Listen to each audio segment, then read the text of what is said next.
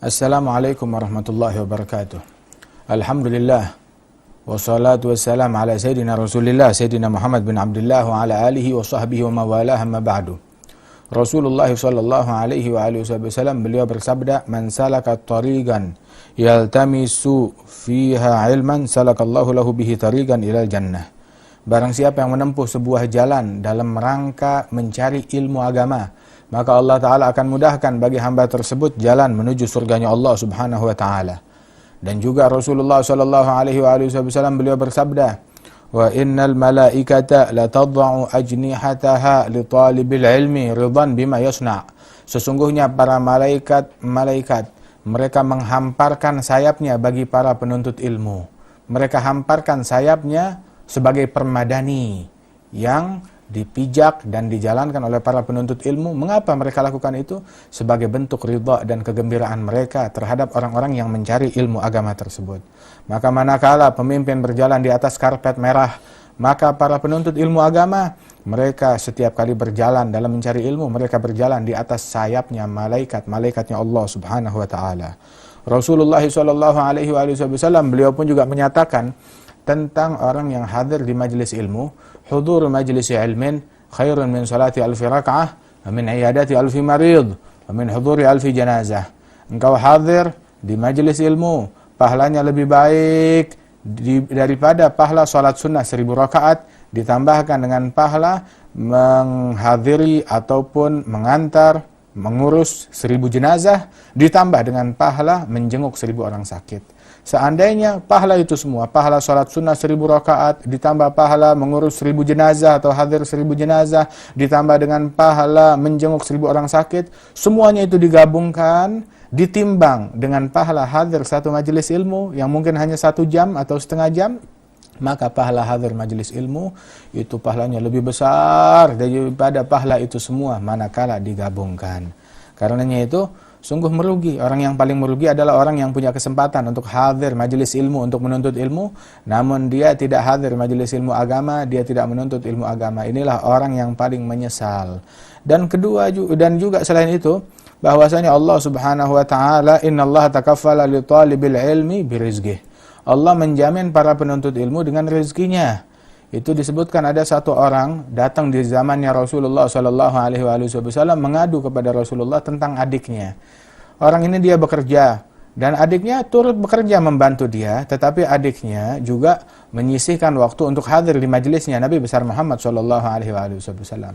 Maka si kakak dia mengadu kepada Rasulullah, "Ya Rasulullah, saya ingin adikku ini lebih fokus untuk membantu saya bekerja 100%. Ya, bukan hanya bekerja dan belajar, tapi saya ingin dia 100% bekerja." Maka Rasulullah SAW menegur si kakak dan berkata, "La'allaka bihi turzaq." Sesungguhnya engkau mendapatkan rizki yang engkau terima dari Allah Ta'ala adalah berkat adikmu masih belajar dan menuntut ilmu agama. Berkat adikmu belajar menuntut ilmu agama, engkau mendapatkan rizki dari Allah Subhanahu wa Ta'ala. Innallaha takaffala li talibil ilmi birizqih. Allah menjamin para penuntut ilmu agama dijamin rizkinya oleh Allah Subhanahu wa Ta'ala. Sebab ini adalah jaminan khusus setelah jaminan umum yang Allah Ta'ala berikan kepada semua makhluk dalam firman Allah Ta'ala, "Wa ma min dabbatin fil ardi illa 'alallahi rizquha." Tidak ada satu makhluk pun di muka bumi ini melainkan dijamin rezekinya oleh Allah Subhanahu wa Ta'ala. Namun untuk penuntut ilmu dia dapat jaminan 2 kali lipat. Dia mendapat jaminan yang lebih khusus, yang lebih istimewa lagi. Ketahuilah bahwasanya jaminan tersebut lebih dimudahkan oleh Allah Ta'ala rezekinya dalam pencarian yang gak perlu sulit, gak perlu banyak beban, dikarenakan dia menuntut ilmunya Allah Subhanahu wa Ta'ala dan ilmunya Rasulullah. Di dalam hadis yang panjang, Rasulullah SAW bercerita tentang fadilah ilmu. Di antaranya Nabi mengatakan, "Yulhamuhus su'ada wa yuhramuhul ashgiya." Allah mengilhamkan ilmu hanyalah kepada orang yang beruntung. Ilmu hanyalah diilhamkan, diberikan oleh Allah hanya kepada orang-orang yang beruntung. Adapun orang-orang yang sial, calon neraka, mereka diharamkan daripada ilmu tersebut. Dan juga disebutkan bahwasanya tidak ada suatu apapun yang menggabungkan beragam manfaat kebaikan dunia dan akhirat melebihi daripada ilmu tersebut. Dan barang siapa yang diberikan kebodohan, dia telah menggabungkan dari beragam keburukan, madarat dan kebahayaan dan kesialan di dunia dan akhirat.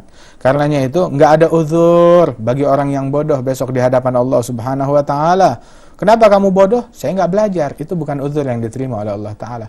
Lupa, uzur yang diterima oleh Allah taala. Tidak sengaja, uzur yang diterima oleh Allah taala. Saya tidak belajar ya Allah. Itu bukan uzur yang diterima oleh Allah taala. Saya enggak tahu, saya enggak belajar. Itu tidak diterima oleh Allah taala. Bukankah manusia diberikan kewajiban untuk mencari tahu, diberikan kewajiban untuk mencari ulama, diberikan kewajiban untuk belajar ilmu agama, dan ulama diberikan kewajiban untuk mengajarkan orang-orang yang bertanya tentang perkara ilmu tersebut. Setelah kewajiban di atas kewajiban itu masih juga dia tidak menuntut ilmu agama, maka ini adalah orang yang tidak punya kepedulian kepada ajaran Allah Subhanahu wa taala. Orang bodoh yang menelantarkan ilmu agama, yang tidak mempedulikan menuntut ilmu agama, itu sama seperti seorang budak, seorang pegawai, seorang hamba sahaya yang memiliki majikan. Majikannya menulis beberapa perintah, selembar surat dengan beberapa perintah, lakukan ini, lakukan itu, buat ini, buat itu. Lantas, apa yang dilakukan budak tersebut? Dia terima surat itu, kemudian di surat itu isinya ada perintah, ada larangan. Tapi budak itu ketika menerima itu surat, tidak dibuka, tidak dibaca, dilemparkan begitu saja. Dia tidak peduli dengan apa yang ada di dalamnya, padahal dia bisa membaca. Dia bisa dengan mudah melihat apa yang ada di dalamnya, tapi dia tidak mau lirik, dia tidak mau lihat. Padahal ini surat dari majikannya. Dia dikirim pergi ke tempat yang jauh dengan sebuah tugas. Dan tugasnya, mandatnya itu ada di selembar surat di majikannya. Tidak dia toleh, tidak dia buka, tidak dia pedulikan. Ini budak macam apa yang semacam ini? Hamba sahaya macam apa? Pegawai macam apa yang semacam ini? Adapun orang alim yang tidak mengamalkan ilmunya, itu permisalannya. Dia diberikan surat tersebut oleh majikannya, bagaikan budak diberikan surat oleh majikannya. Namun apa yang dia lakukan? Dia lihat, dia baca surat tersebut pagi dan sore. Dia lihat, oh saya diperintahkan ini, saya diperintahkan itu, saya dilarang ini, saya dilarang itu. Akan tetapi tidak ada satupun yang dia laksanakan. Kalau yang pertama tadi tidak dilirik sama sekali, yang kedua dia lirik, dia baca, terus dia telantarkan. Tidak dia laksanakan apa yang diperintahkan, apa yang disuruh.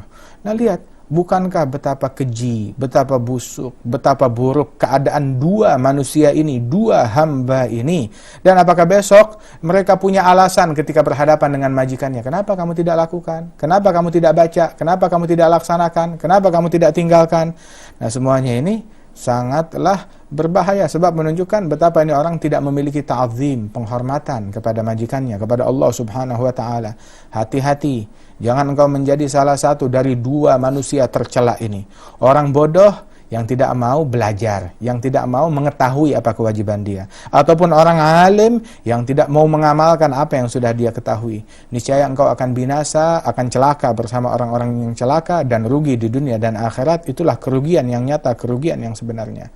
Adapun kalau seseorang ingin memperluas pengetahuan agamanya, ingin mengetahui perkara agama dengan secara luas, dengan secara banyak, lebih daripada kebutuhan pribadi dia, keperluan pribadi dia, itu hal yang sangat dianjurkan.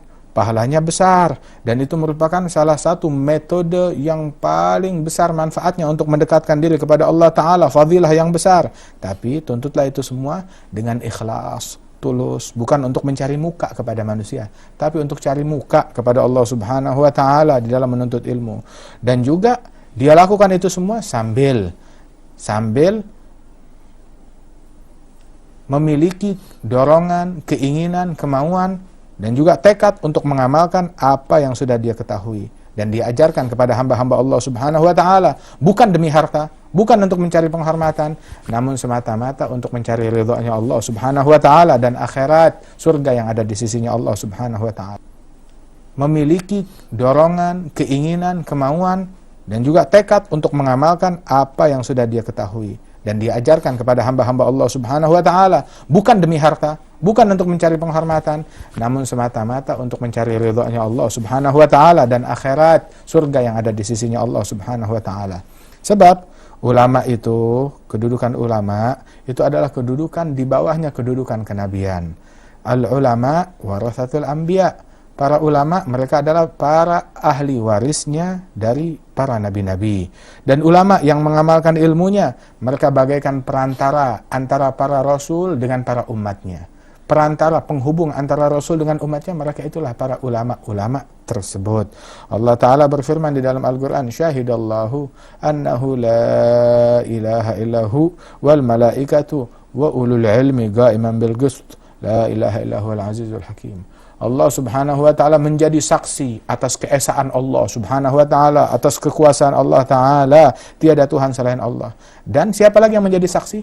Malaikat-malaikat turut menjadi saksi. Dan juga para ulama, mereka pun dijadikan saksi oleh Allah Subhanahu wa Ta'ala.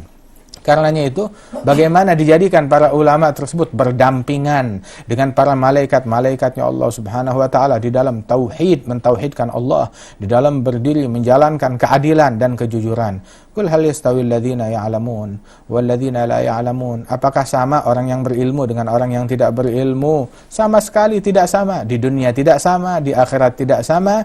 Namun Allah Subhanahu wa Ta'ala memberikan derajat yang tinggi bagi mereka yang berilmu dibandingkan mereka yang tidak berilmu. Yarfa'illahu alladzina amanu minkum wal ladzina utul ilma darajat. Allah mengangkat derajat orang yang beriman. Adapun orang yang beriman dan berilmu dinaikkan derajat yang sangat banyak sekali di sisi Allah Subhanahu wa Ta'ala. Ulama, mereka ahli warisnya nabi-nabi. Para nabi-nabi warisan mereka bukan tanah, bukan harta, bukan dinar, bukan emas, bukan perak, tapi mereka meninggalkan warisan berupa ilmu. Itulah warisannya para nabi-nabi. Rasulullah sallallahu alaihi wasallam beliau juga mengatakan la hasada illa fitnatain. Tidak ada istilah kepingin, tidak ada istilah kepingin sesuatu melainkan dalam dua hal. Kalau engkau ingin menjadi sesuatu, jadilah satu dari dua hal ini. Kalau engkau ingin sesuatu, inginkanlah dua hal ini. Tidak ada istilah kepingin kecuali terhadap dua hal. Apa?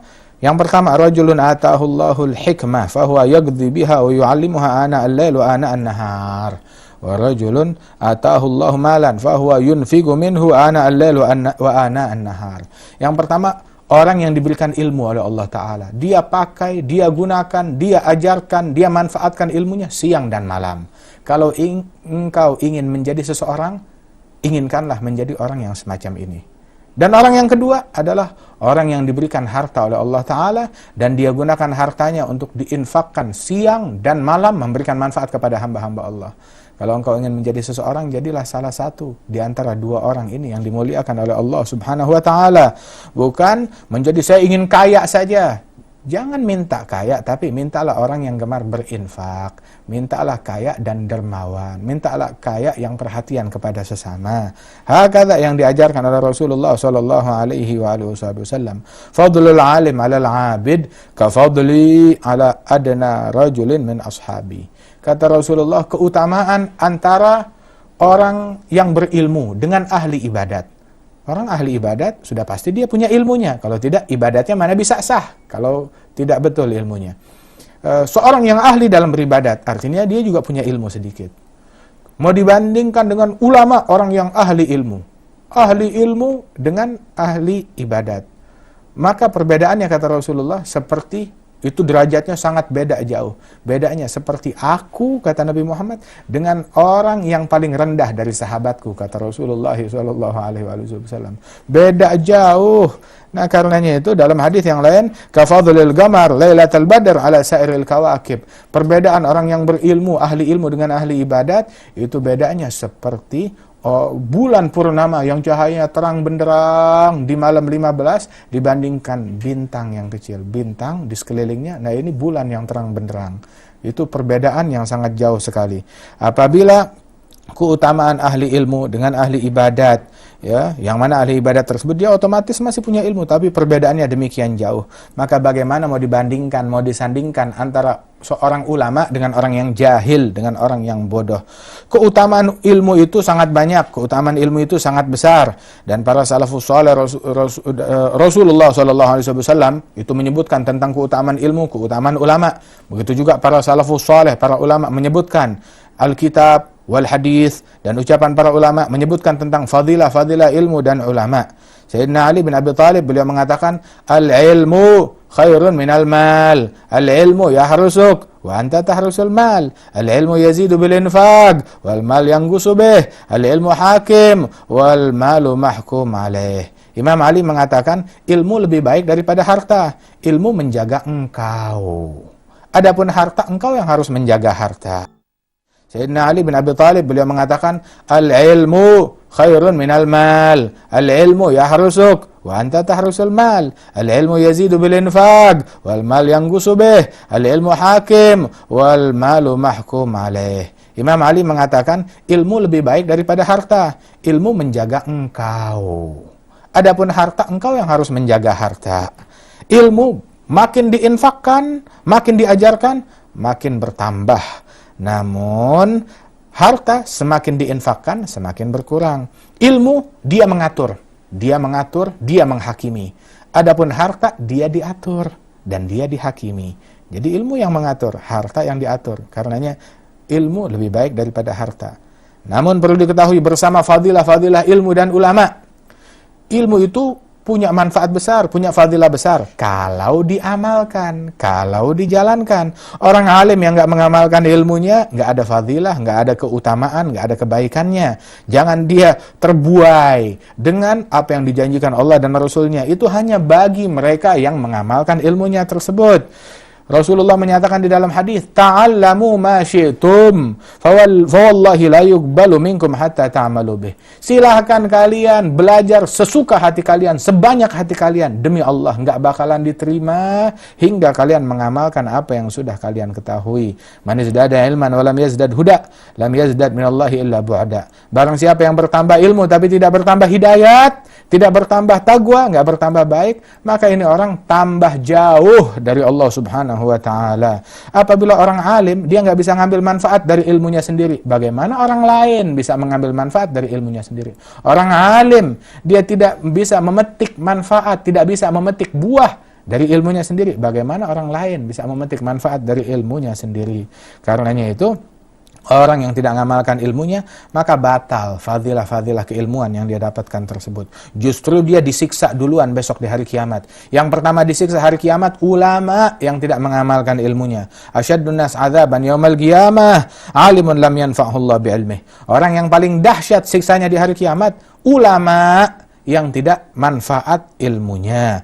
Kemudian juga Rasulullah berdoa, di dalam doanya selalu berdoa meminta kepada Allah Ta'ala, Allahumma inni a'udzubika min ilmin la yanfa' wa qalbin la yakhsha' wa du'ain la yusma'. Ya Allah, saya berlindung kepadamu dari ilmu yang tidak manfaat dan dari hati yang tidak mengenal khusyuk kepada Allah Subhanahu wa Ta'ala. Orang yang berilmu tapi tidak mengamalkan ilmunya, ilmunya itu berarti cuma kulitnya doang, tanpa cahaya, tanpa sir, tanpa rahasia, tanpa hakikat dari ilmu tersebut. Ilmunya hanya sekedar kulit yang besok hari kiamat akan memberatkan dia di pengadilan Allah Subhanahu wa Ta'ala. Al-ilmu yahtifu bil amal, kata ulama.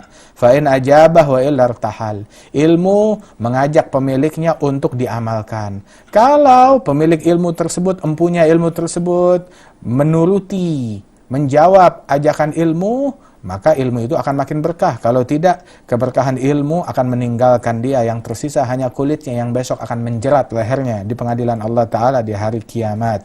Atamurunan nasa bil birri wa tansawna anfusakum wa antum tatluna al-kitaba afala ta'qilun. Kalian memerintahkan orang lain dengan kebaikan, tapi kalian lupa akan diri kalian sendiri. Tidakkah kalian punya akal? Jadi janganlah kita menjadi seperti lilin. Apa itu ulama yang menjadi seperti lilin? Menerangi orang lain tapi dirinya sendiri terbakar. Jangan menjadi seperti jarum, membuatkan baju untuk menutupi aurat lain, tapi jarum itu sendiri dia telanjang. Itu disebutkan, yu'mar bil alim ilan nar, fatukhraj am'a'uh, fayadur biha fin nar, kama yadurul himar birraha, fayatuf bihi ahlan nar, fayagulun ma baluk, inni kuntu amur bil khair, wa la ati, wa anahani syar wa ati. Itu besok di hari kiamat orang yang alim diseret ke dalam api neraka, dikeluarkan isi perutnya, ususnya, lambungnya dia, kemudian dia seret berkeliling di neraka seperti keledai yang berkeliling di penggilingan. Kemudian orang-orang neraka terganggu dengan hal tersebut dan berkata, apa? Kenapa engkau lakukan ini semua? Apa yang terjadi denganmu? Maka si alim ulama itu berkata, dulu kita ngajak orang kepada kebaikan, tapi kita sendiri tidak mengerjakannya. Mencegah orang dari keburukan, tapi kita sendiri menjalankan dan melakukan keburukan tersebut. Ini orang alim yang tidak ngajarin orang dan tidak mengamalkan ilmunya, dia rugi. Punya ilmu, tidak mengajarkan orang, dan tidak mengamalkan ilmunya. Ini sangat berbahaya.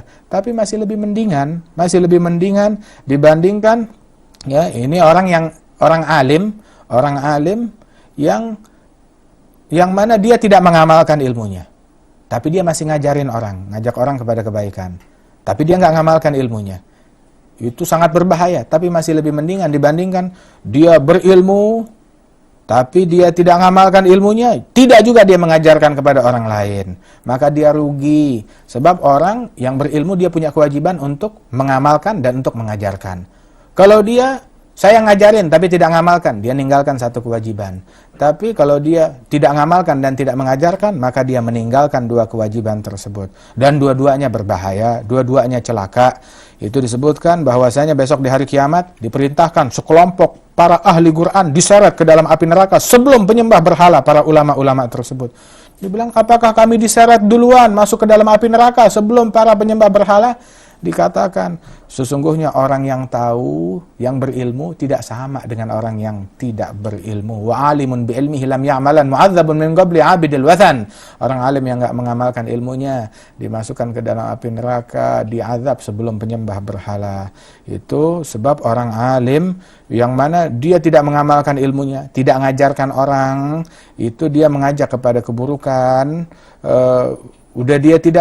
Dia berilmu. Dia nggak mengajarkan kebaikan, dia tidak mengamalkan ilmunya, namun dia malah mengajarkan keburukan, memberikan kepada manusia cara untuk mencurangi agama, memberikan kepada mereka fatwa-fatwa yang licik di dalam agama, menipu manusia dengan keagamannya tersebut. Maka ini adalah orang yang bejat, dia adalah perwakilan resmi daripada iblis. Sebab iblis punya perwakilan, di antaranya ulama yang macam begini. Dia perwakilan resmi daripada iblis.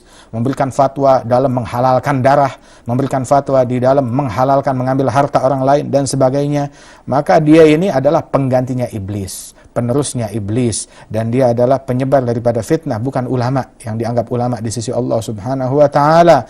Maka ini bagaikan keledai yang disebutkan oleh Allah taala, matsalul ladzina humilut taurata tsumma lam yahmiluha kamatsalil himar. Diberikan ilmu, dia tidak mengamalkan ilmunya, malah mengkhianati, dijadikan alat untuk berkhianat, bagaikan keledai, kata Allah Subhanahu wa taala. Nah, mudah-mudahan Allah taala jaga kita. Sayyidina Umar bin Al-Khattab, beliau mengatakan, yang paling aku khawatirkan terhadap kalian adalah seorang ulama yang pandai bicara akan tetapi hatinya bodoh kepada Allah Subhanahu wa taala, hingga menjadi bala, bencana, perpecahan, kehancuran umat Islam. Mudah-mudahan Allah taala menyelamatkan kita dari bahaya yang semacam ini. Allahumma ya man wafaqa ahlal khair lil khair wa a'anahum alaihi wa fiqna lil khair wa a'inna alaihi bi rahmatika ya arhamar rahimin. Wa sallallahu ala sayyidina Muhammadin wa ala alihi wasallam walhamdulillahi rabbil alamin. Wassalamu alaikum warahmatullahi wabarakatuh.